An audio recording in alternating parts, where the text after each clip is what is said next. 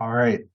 Thank you to all attendees for joining us for today's Learning Lab. I'm Kenny Fayase, Training Coordinator and LMS Administrator at the International Parking Mobility Institute. And we're very pleased to be teaming up with the MBTA and GTechna for today's Learning Lab about how to use fixed LPR technology and ticket by mail to create a 100% frictionless customer experience. As mentioned, you'll be on mute, but we absolutely would encourage you to begin sending us over your questions to the Q&A. Please indicate what slide you had a question about and to whom it is directed. All questions will be queued up at the Q&A period at the end of the Learning Lab, where GTechna's Senior Sales Engineer, Jason Casimir, will be on hand to moderate. We'll do our best to address as many questions as possible.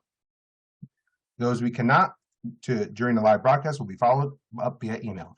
We are very pleased to announce that we have a special guest joining us today, Director of Parking and Station Access at the Massachusetts Bay Transportation Authority, MBTA, Bruno Lopes.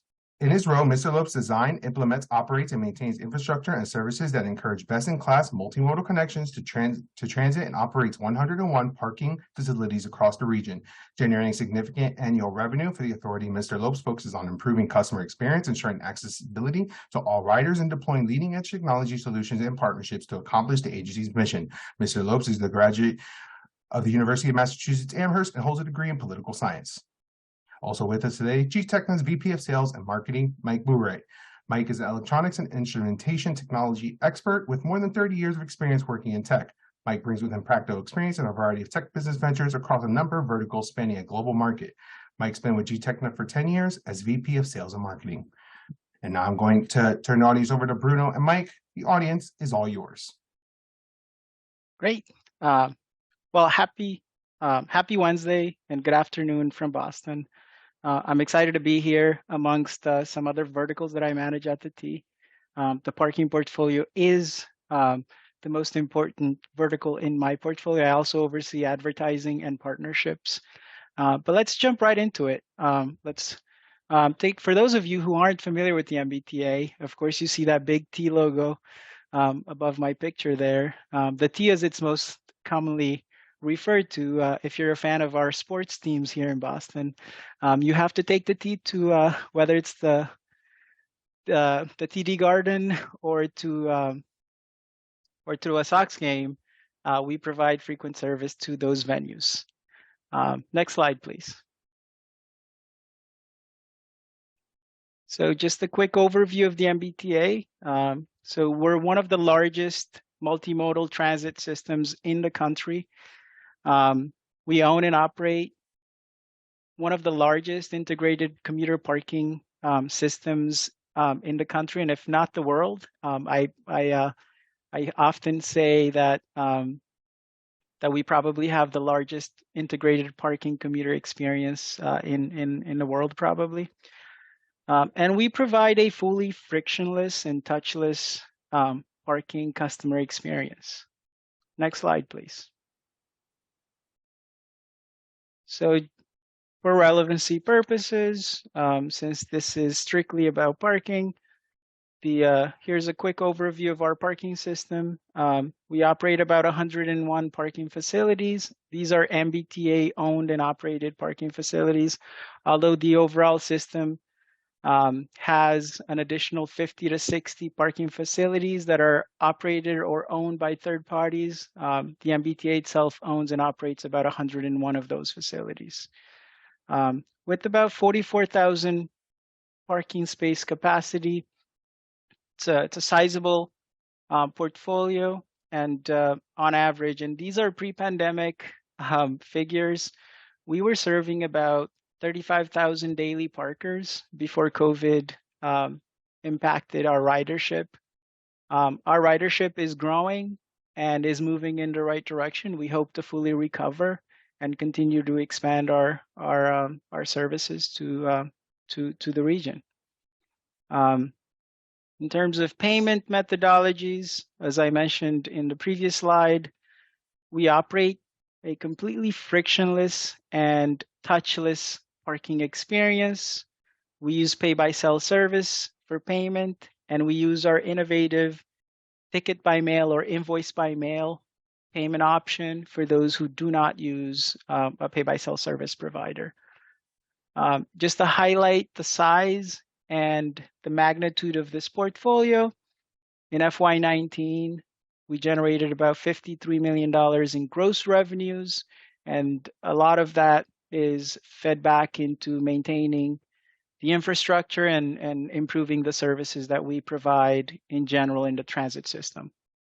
Next slide, please. So our mission is fairly simple. It's easy to understand, and it's something that we try to hone in on when we're solving any problem whatsoever in the system. We are simply here to provide the greater Boston region with a safe, convenient, and cost-effective commuter parking experience. Our main purpose is to feed the transit system as a station access method with ridership. Next slide, please. So let me take you back in time and give you a snapshot of developments and improvements we've made along the last 10 years in the MBTA parking system. So in 2009, between 2009 and 2012, the MBTA started to pilot and test pay-by-cell service options for parking payment. In 2012, we actually launched it as a formal service with a contract with Park Mobile at the time, and that kind of instituted this transfixed this option as a payment service for the parking system.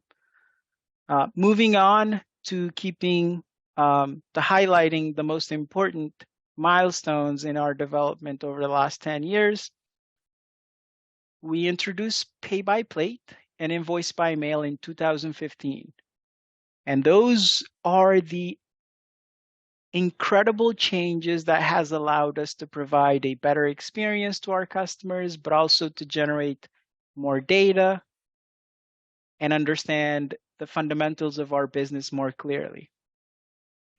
In 2017, leveraging the data that we were generating from the system, we introduced the usage of mobile LPR enforcement technologies to perform enforcement throughout the parking system. And more recently, in 2021, we started to transition towards fixed LPR systems to perform continuous enforcement and monitoring of parking activities. And we'll get more into that as we proceed with the slides. Next slide, please. So let me take you back to a frustrating period when we used to, one, collect cash, two, our payment methodology was fundamentally based on pay by space. Next slide, please. I hope many of you are familiar with the pictures you're seeing on your screen. It is what we call an honor box, and you can see a zoomed in picture to show you how it operates. I hope none of you on this in attendance are using the honor box system, but it served a purpose in an analog and cash-based world. With the advancement of technology, especially with how capable cell phones have gotten and related technologies, the MBTA had been studying phasing out the honor box for a long time. So the honor box was entirely cash-based, only cash, and with cash, you know what the problems typically are in our industry. To collect cash, you have to have a contingency of staffing and services to be able to collect, store, manage, and deposit that cash. And that is an involving process. You have to set up a logistical chain to be able to, one, control, and two, protect that cash until it's deposited in your bank account. That is incredibly costly and time consuming. And collecting cash was the root cause of many problems that we experienced back then. The second major pain point is pay by space. Pay by space had incredible limitations. It caused numerous errors, confused customers, and another thing that we haven't done in many, many years, which ends up being a significant cost savings. But if you're charging people based on the space number they're parking, you have to make sure that the space number is clearly printed on the ground. And for those of us who manage such a large operation, we know how costly it is to stencil a space number on the pavement, and those costs keep going up. So the MBTA fully phased out the use of space numbers and pay by space, and that is a cost that we no longer incur. It's an incredible savings, and it removes a layer of complexity in the usage of our system. Next slide, please. So let me give you a taste of the present and probably give you an insight into where we're going in the future. So that is cashless and pay by plate. We're already there. Next slide, please. So what you're seeing on the screen, and I love to brag about this, we are starting to build a fleet of mobile enforcement vehicles that are sustainable and fully electric. This is an example of our partnership with gateless. We deployed a fully EV enforcement vehicle, and we're able to leverage the efficiencies of the vehicle combined with very effective telematics vehicle management software to plan in detail our enforcement route so that we are enforcing our parking lots in the most optimal way possible, so that the margin for capturing data, therefore generating tickets, is incredibly effective and accurate. So the mobile LPR system allows us to have simpler payment options via pay by cell service providers and our invoice by mail. It gives customers the ability to have proof of payment, but also it gives customers the visibility on confirming that their vehicle was in fact in the lot. A problem that I probably would like to assume isn't solely MBTA's experience. We often see disputes from customers who claim they were never in the parking lot to begin with, and they don't understand why they got the ticket or the invoice in the mail. And we're able to pull up the picture or direct the customer to go ahead and pull up the picture on our customer portal and review the session and submit an appeal if there is an issue with the records. Of course, with the simple payment options, we also, and I'll continue to highlight this, you can enter all of our facilities with your windows up, which we kind of brand as frictionless and touchless. You don't have to roll down your window in the thick of Boston's winter, or when it snows or when it's raining, and you can focus on getting a space and jumping on the train. Next slide, please. So at present, we've been working for the last 2 years on moving forward with a stationary LPR solution to provide the entire system with real-time parking activity monitoring capabilities, but also to be as frictionless as possible in terms of our customers' experience with our station access when they're driving to our station. Next slide, please. So this is an image, and if you see that bracket on the wall, you can see where we installed one of our cameras to optimize the distance between the camera and the exit lane. And this has been an incredible learning experience. We've been studying fixed LPR for a long time, going back to 2017. LPR in general, even longer than that.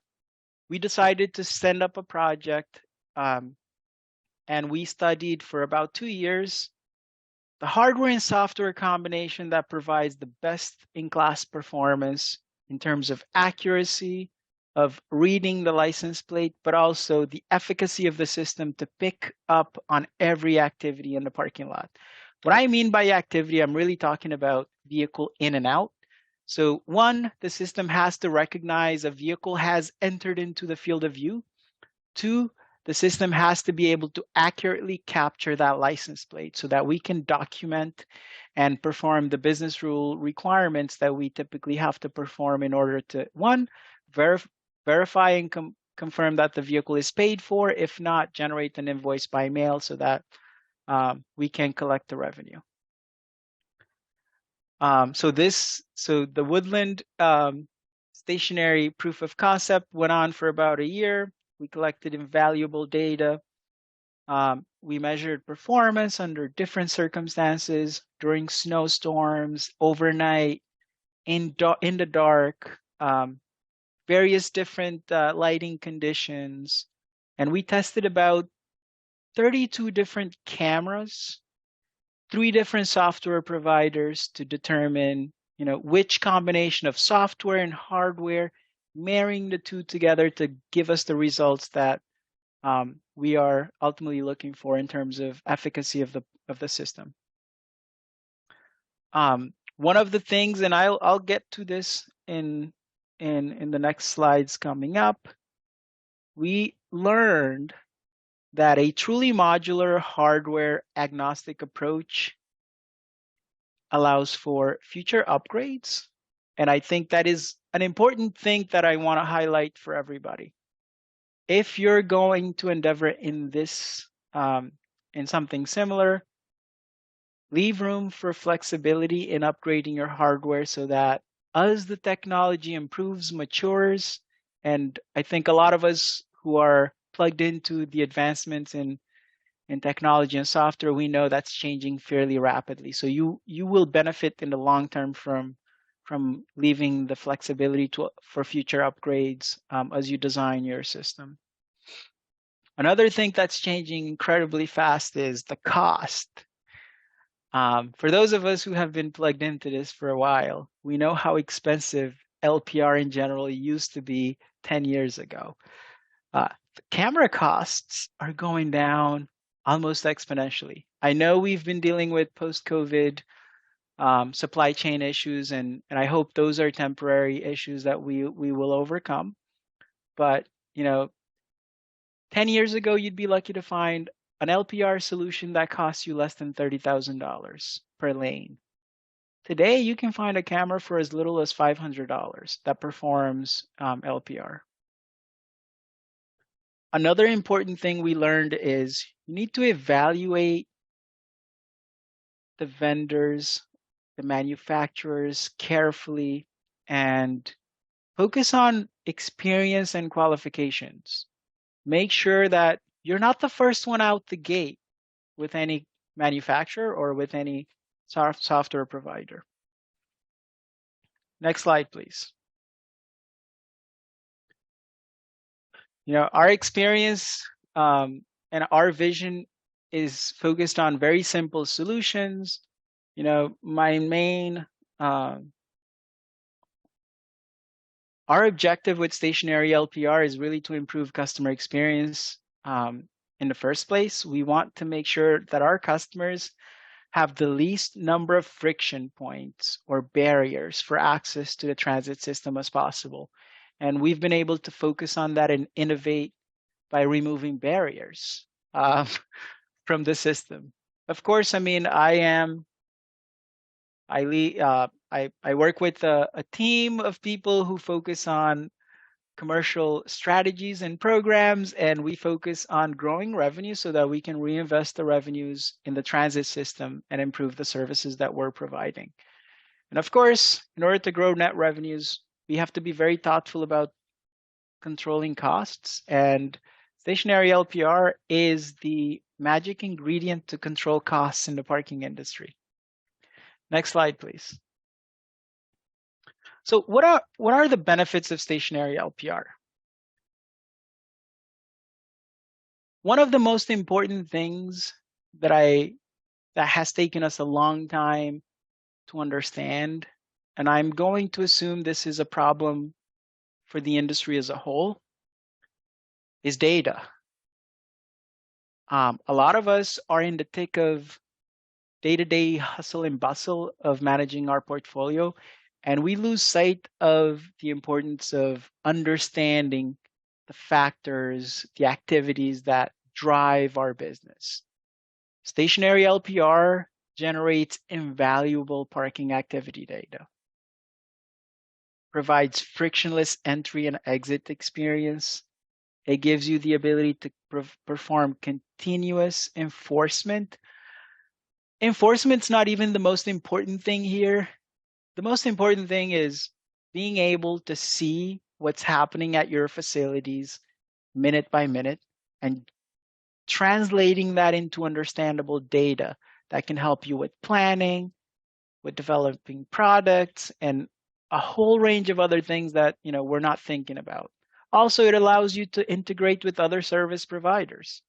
And that is one of the most exciting and the most important aspect of evaluating stationary LPR as a tool to manage your parking facilities. Of course, as I highlighted in previous slides, a modular application of stationary LPR can probably be significantly cheaper in the long run compared to traditional parking control equipment. Next slide, please. So where's the future taking us? I really want to highlight the importance of data, and I'm going to be a broken record for the remaining of this presentation and highlight how data is, this is going to sound a little cliche, but data is the new oil for the parking industry. Next slide, please. So our vision is to continue to deploy and expand our application of stationary LPR to as many facilities as we can possibly get it to. We are actively studying and working on developing real-time applications to seamlessly share that data in real time with our customers, with our partners, so that we can generate integrations with service providers, payment products. There are unlimited possibilities of what we could do to innovate further on the software end, and that's what we're excited. That's why we're super excited about capturing the data that comes from the stationary LPR system to make use of it for other things. Of course, we want to generate as much own source revenue as we can, and a way to do that is to use the data to essentially provide customers with demand responsive pricing and payment products. And even more exciting is to integrate all of this with the emerging mobility marketplace ecosystem, so that we're providing a one-stop shop, full service engagement with our customers, with the region, with the broader public, so that the MBTA becomes a mobility service provider and a solution to get people from point A to point B, and use the multimodal strategy to get people to take the path of least resistance on their journeys to from point A to point B. Next slide, please.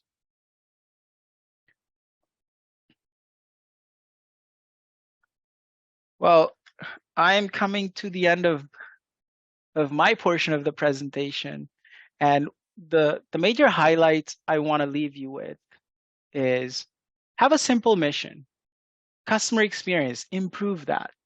That's a simple mission, but you have to understand and identify the pain points that causes problems in your system. You have to understand it fundamentally, and you have to use data to empirically support your thesis and ultimately to support the idea of improvement.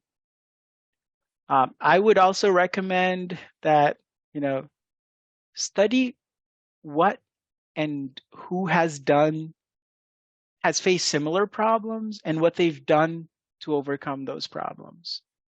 And one thing we don't do enough of in this industry is don't be afraid to test, the pilot things. I know there are plenty of companies out there that want to test their products and validate the efficacy of their products. So look out for those and don't be afraid to test.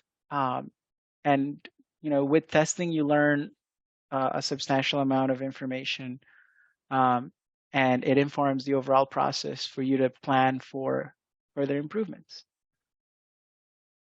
Well, so that's the portion of my presentation, but let me turn it over to Mike, who's going to walk you through how the invoice by mail process works. All right, thanks a lot, Bruno. First thing I'm going to talk about, guys, is before I flip the slide, what we're going to be talking about is our software piece. So GTechna is not a LPR manufacturer or a software company. And the product is called Plate Sentry, and the way we've designed it is to give customers the freedom of choice of picking the cameras that they want, CCTV cameras or LPR cameras, and this is what we've done for the MBTA. So the next slides I'm going to be showing is going to be talking about how we manage these off-street fixed LPR cameras. Go ahead, next slide. So these are going to be different screenshots I'm going to be showing you guys. So as you can see here, modern user experience. This is all web-based, of course. It's showing a current occupancy, data compliancy, system accuracy. So there's more data that you can shake a stick at on these things. The next slide. So on this slide too, we're showing more data. As you can see here, live occupancy, and Bruno spoke about this earlier. Live information. There's more data you can shake a stick at. The compliancy by hour, by day, by month, the payments. I don't know, Bruno, if you wanted to talk about this a little bit. I know data is very important to you, and maybe talk about some of the reports or stuff that you're pulling out right now. I don't know if you want to talk about that. Oh, you're muted, bud. Absolutely. So, this is a perfect example of what is lacking in many different parking operations. Very simple graphical data visualization tools that is provided with these types of softwares, and it's pulling the information directly from the cameras. There is the value of the data you pull from LPR is incredible. And I know I mentioned I'm going to be a broken record re-emphasizing the importance of data. And you can see hour by hour, minute by minute, you can see all the activities in your system. Okay, great. Thanks, Bruno. Next slide, okay. So this is a screenshot that Bruno sent me of his system, Plate Sentry system. As you can see here, on the left side, you have all sorts of feature sets of stuff you can click on. And if you look at the main, this is the inventory monitor that Bruno sent me. As you can see here, the status under convenience time, which means that for his lot, the way they've configured the system, they give people, because sometimes people come in to drop off people, so they have the right to be in there. I don't know what the timing is, Bruno, in your case. What's the convenience time for your lot? And this is fully customizable in the system. So for this specific application, there's a 10-minute convenience time, as well as a 10-minute grace period, which means, grace period, I think we're all familiar with what that means. If you come in and leave within 10 minutes, you don't get charged. And the convenience time is really designed for, you can pay and, take your time exiting the facility. If you don't exit within 10 minutes, we start charging you again. Great. Thanks a lot, Bruno. So as you can see here, you can see people that have paid, some people have not paid, and there's even a plate here that's on the white list. That might be Bruno's car, I'm not sure, but So anyways, it snags everything that you can see here. So next slide. So there's with Plate Sentry, there's two basically operational methods you can use this system with. Now, in this specific case for this webinar, we're really going to be only talking about the automatic enforcement or unmanned enforcement method, and that's what the webinar today is about. But just to talk a little bit about it, you could, if you can't do invoice by mail or can't do ticket by mail, the alternative would be like a semi-automatic type system, meaning that if somebody parks in your lot, you could actually dispatch an enforcement officer to go to the lot to put a ticket on the windshield, possibly boot the car, possibly tow the car. So you don't have to go fully automated to start. You can start with a targeted enforcement. That's also an option. So for now, we're going to go all to the next slides. We're going to be talking about the unmanned automatic enforcement solution that the MBTA is implementing. Next slide. So there's a lot of data here. Basically what we're showing here is the way we designed Plate Sentry is to almost like duplicate a toll bridge or toll system. So everyone's driven through a toll, I'm sure, and you get an invoice in the mail saying thank you for driving on our highway, but here's a bill. You used our highway on this specific date with pictures. Well, this is the same thing, guys. Same thing. Very rarely will a toll system miss your car. I don't think that happens very much. And the same thing should be expected from this system, Plate Sentry with MBTA. So if you start from the left side here, if the OCR, and just in case somebody doesn't know what that means, is object character recognition. So it's the license plate. So it converts the picture of the license plate into characters. So if the character recognition is not at least 75% read rate from the camera, we do an over-the-cloud. We have an engine that's very powerful that can take almost any type of picture and can increase the read rate with our over-the-air, over-the-cloud OCR. So if your camera is not necessarily, if the camera doesn't have a great OCR, don't fret, it's not a big deal. Our system is built to ensure that the automatic read rate is as high as possible. Now, if the read rate is very good or higher than 75%, and all these things are all configurable, then as an example here, I'm showing an example of Ocean City. Their read rate is around, on average, 92%, which is very good. And what we can do here, as you can see here, I'm showing manual invoice review. Well, the manual invoice review, if the read rate is very good, you can set it up that the manual review is not even required.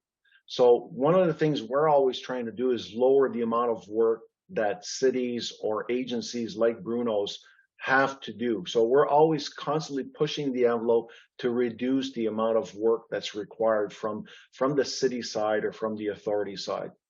And then from there, it would automatically, once it's reviewed or it's good enough, it doesn't have to be reviewed, we do a DMV lookup.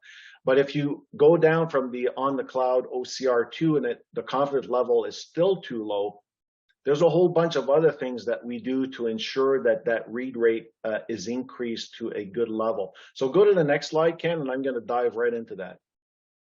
So spoke about this, a secondary OCR, and these are examples of if the first OCR, which is the first OCR here, the read rates are below 75%. If that's the case, then we do a secondary OCR to increase the read rate accuracy. The next slide. So this is one example of how we do some corrections. There's a lot of intelligence in the back of the system. So what you're seeing here on the left is a plate that came in. The plate was not read right. Instead of being a CF, it's read at EF. And it also read the state wrong, Virginia. Now, on the outside, it read it correctly. And it read the state correctly. Now, within the Plate Sentry system, the Plate Sentry system is smart enough to be able to match these up and say, well, this in is the same plate, so we're going to correct that and automatically fix this in and out plate to make sure that everything is correct. Next slide. Now, this is also another type of auto correction that we do that's automatic, is that as you can see, the plate on the entry was wrong. It didn't read it right. On the exit, it was wrong. And you can see here that the plate is, it's not the best of plates, right? That happens. But this person paid, as in this example with MBTA would be through pay by phone, the plate is correct. And from this information, our system can extrapolate and say, you know what, this entry read, this exit read, they're the same plate and they match this payment read. So it does a consolidation and automatically corrects it. Again, we want to avoid having to get someone to look at this at the MBTA side. So everything we can automate, we do. The next slide. You jumped one, Ken. Okay. So this is called end of day reconciliation. So worst case, it could happen that sometimes the system can't match it. And if that's the case, the system will do at least a semi-automatic way, is that if I'm one of the reviewers, the system will give me best match possible. Okay, so if the system wasn't able to automatically match it, it will give me the top 2 or 3 plates that are probably a match. So it really makes it easy for the user to make sure that at the end of the day, the end of day reconciliation is set up perfectly. Next slide. So this is the invoice reviewer.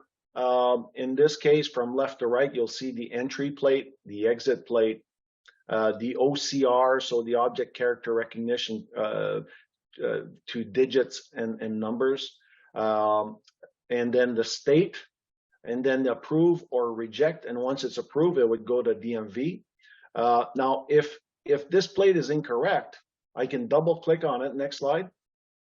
I can double click on it, and it gives me a menu showing me the plate number, showing me the state, and I can edit that if it's required. And then once I corrected it, I can request to do a DMV lookup on it right away. Next slide. So this invoice by mail is an example of Ocean City. I didn't have one for MBTA, but it's the same type of scenario. The evidence is sent out with how much is due, what days they went in, how much time they spent each day when they were in the lot, and once the rider, the MBTA rider, gets this invoice in the mail, they can actually go to the portal and pay online, which makes the process very easy and efficient. That's the end of the slides. So now to Q&A. All right, so I'd like to ask everybody to ask questions in the questions and answer section. If you can see that in the software, there's the chat, but please ask. I do see there's a few already asked. You can ask them publicly, privately. So just to do that. And I want to first thank Mike, Bruno, for covering this information. I think that a lot of people are thinking about this right now.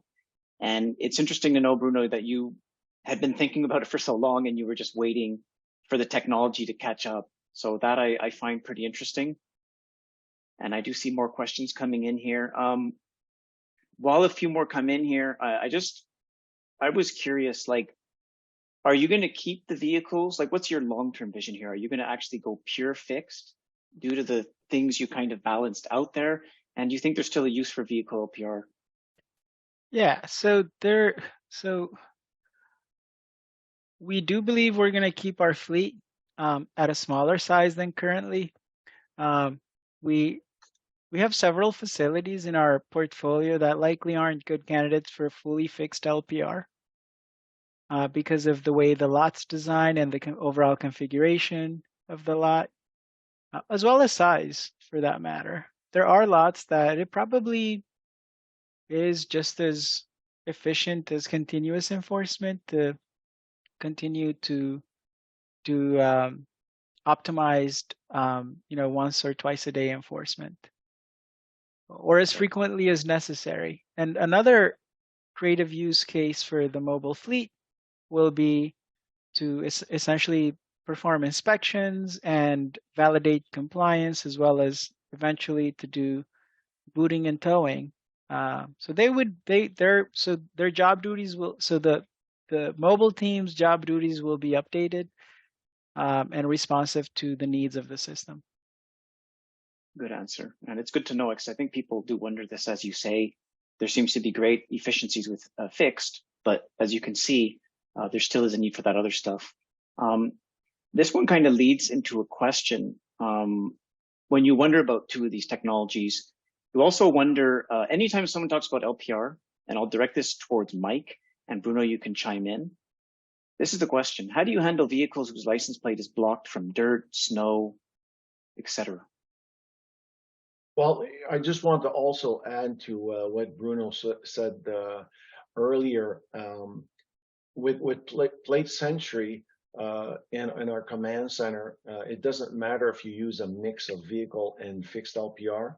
We support both. So it makes sense what Bruno just said about managing sites differently, because not every site has the same portfolio and might require a vehicle instead of a fix. So I just wanted to highlight that. When it comes to plates, of course, there's no perfect system out there, but I would also bring up that the same issue comes up with toll bridges, right? A toll bridge might not see, what if you have a bike rack in the back of your car and it's completely blocking the license plate? So there's that type of stuff that can happen, but the nice thing is there's several pictures. We take several pictures and on an angle, and sometimes if the OCR won't pick it up, the person at the MBTA might be able to match it up. But don't forget, we can match up the license plate leaving, license plate coming in, if they paid. So there's a lot of different things that we look at, that if there's a few digits missing, we a lot of times can extrapolate, fix it, and answer it. I would tend to think that we're probably a 98, 99% accuracy. Of course, there's nothing that's perfect, including a gated system, right? So there's nothing that's perfect out there. But just from the sheer data that you're going to get and the efficiencies, to me, it's a complete no-brainer. To talk about what if you miss a plate here or there. It could happen, but the overall benefits of going this way is completely outweighs everything else. I don't know, Bruno, I'd love to hear your comments. Yeah, so I have 3 points that I want to highlight. So the MBTA is fortunate enough to have its own police department. So we are thinking of instituting policies in terms of preventing customers from covering their plate, right? So it's a problem that we've seen with mobile LPR deployment. So we can action a police officer to essentially issue a citation to that vehicle, and tow or immobilize the vehicle in place. So that's the first deterrent. But how do we deal with natural problems such as snow or heavy rain that impacts the reading performance of both first and secondary OCR? So what we have that mitigates that problem is some of these technologies perform what I think are typically called fingerprinting of a vehicle. It can recognize a vehicle even if it doesn't match its plate.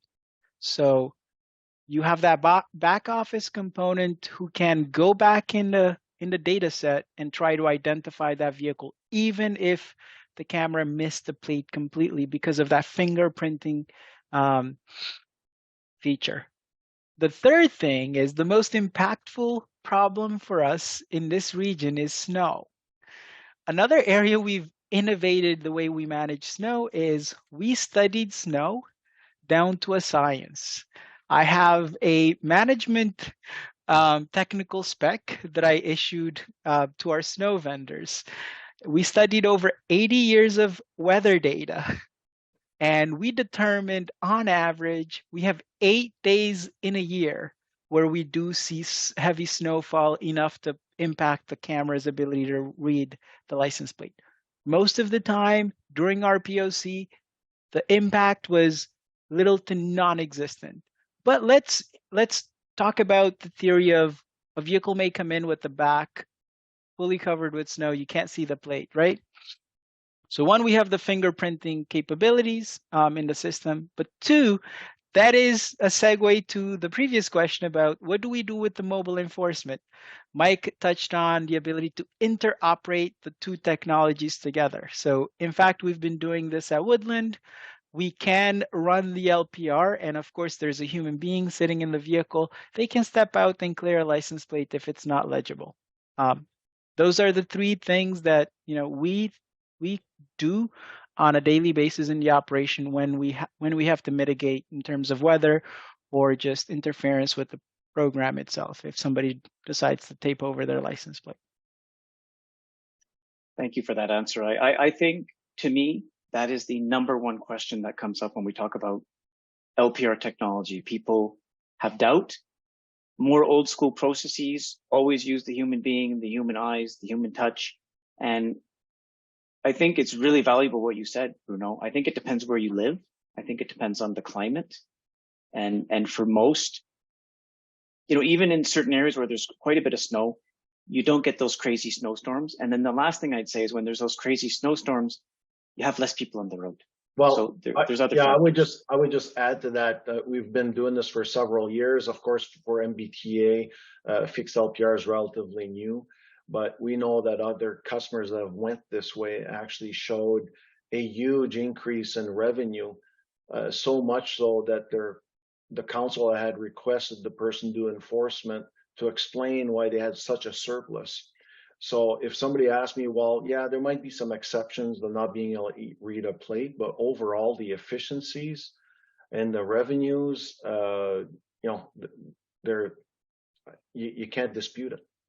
They overweight, and it's part of the cost of doing business. So no matter how you do it, clearly you've got to spend money. And what Bruno is talking about, and we're happy to provide some of this technology that matches his vision, is to be able to do that in a way that directly translates to revenues. Another thing that someone asked, there's multiple questions in one, and you touched on that, Bruno.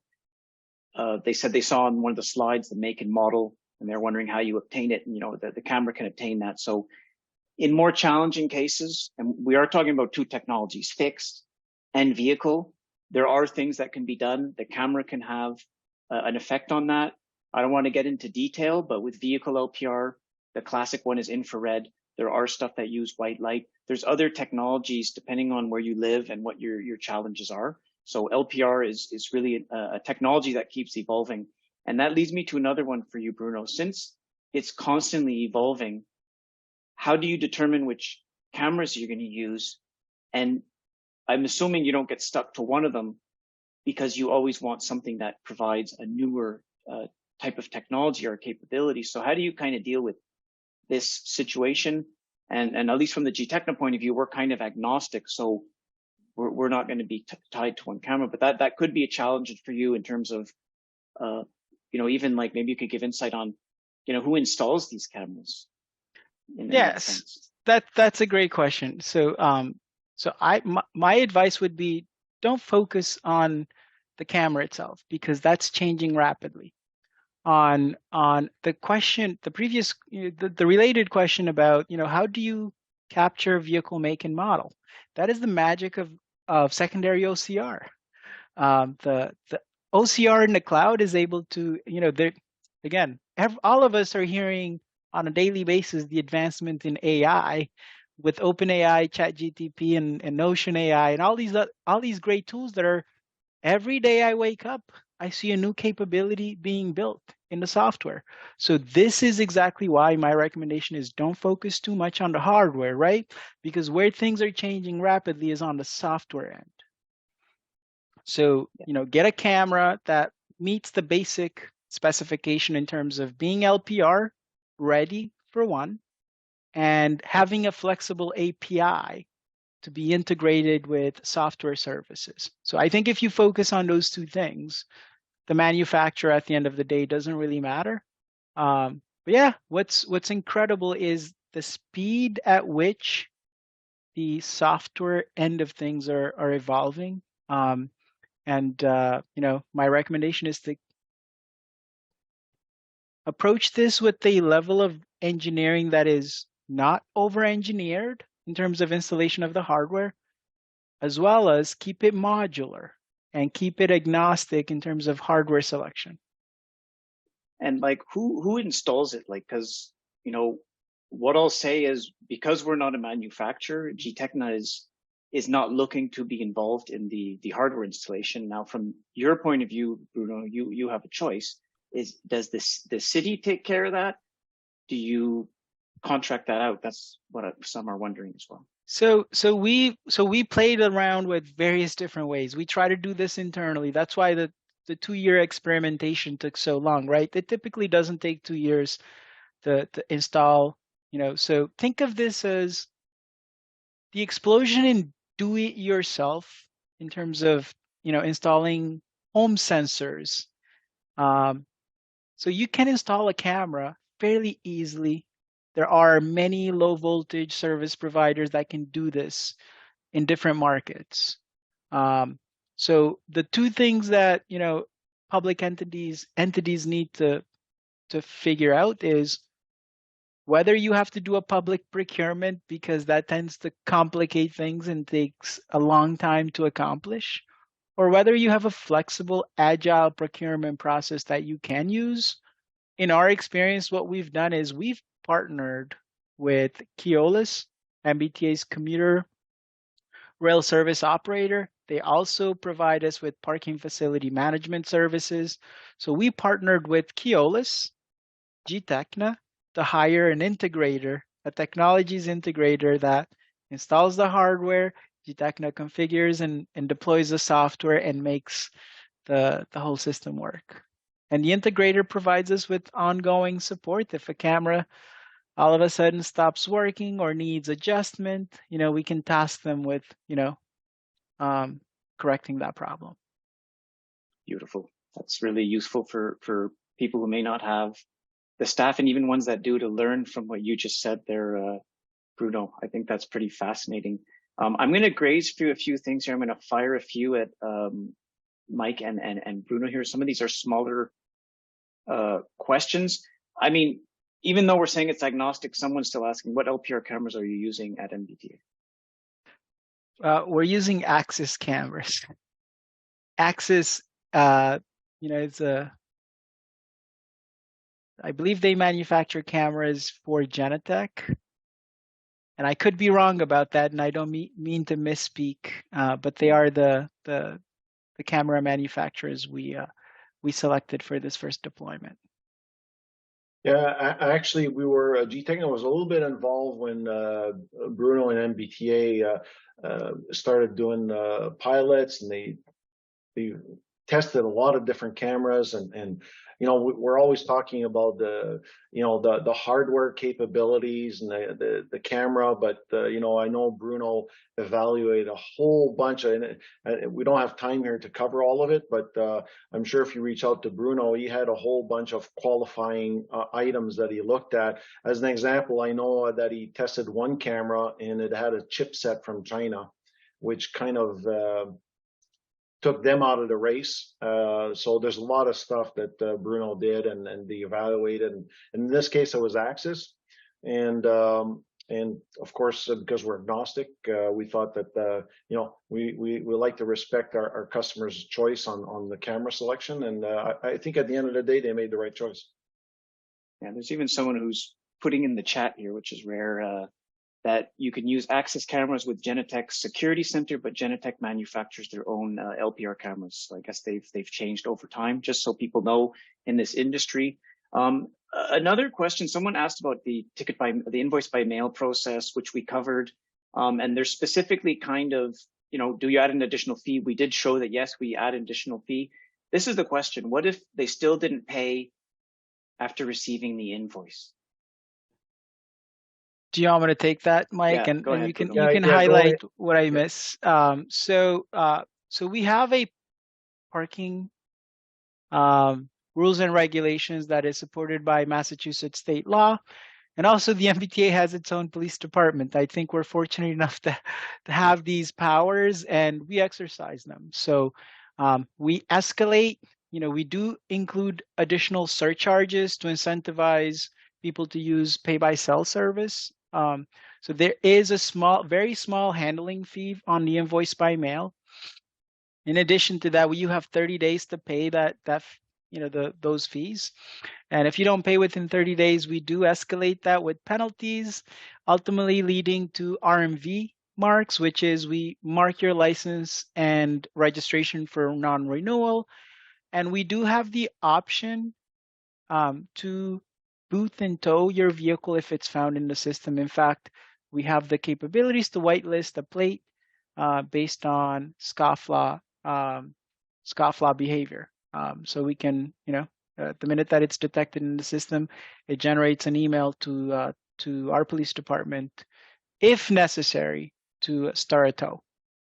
So what Bruno just mentioned, he's got a lot of teeth in his program, so I don't think he's going to have too many people trying to skirt around, because through our software, he has everything that he mentioned. We can do a plate denial with the Massachusetts DMV, and because they have their own police force, I think they're probably pretty much set. And of course, this will depend. Every state and province has different things you have to look at. But if you don't have your own police force, of course, you can boot, or if you can't boot, you can tow. So there's different things you can do here. Yeah, and the last thing is, I guess someone had asked about collection rate. That can be interpreted in different ways. These types of things as well, Mike, I guess they got such teeth in there. Do you think this is eligible for a collection program? So that question came up. I can't really answer it, but it seems like it's pretty high, Bruno, in terms of at least in that sense, the collection rate based on all the teeth you have in there. Yes, and I hope I understand the question clearly. I think what's meant by collection is the daily payment activities. So over 80% of our customers pay via pay by cell service provider, which is pay by phone at the moment.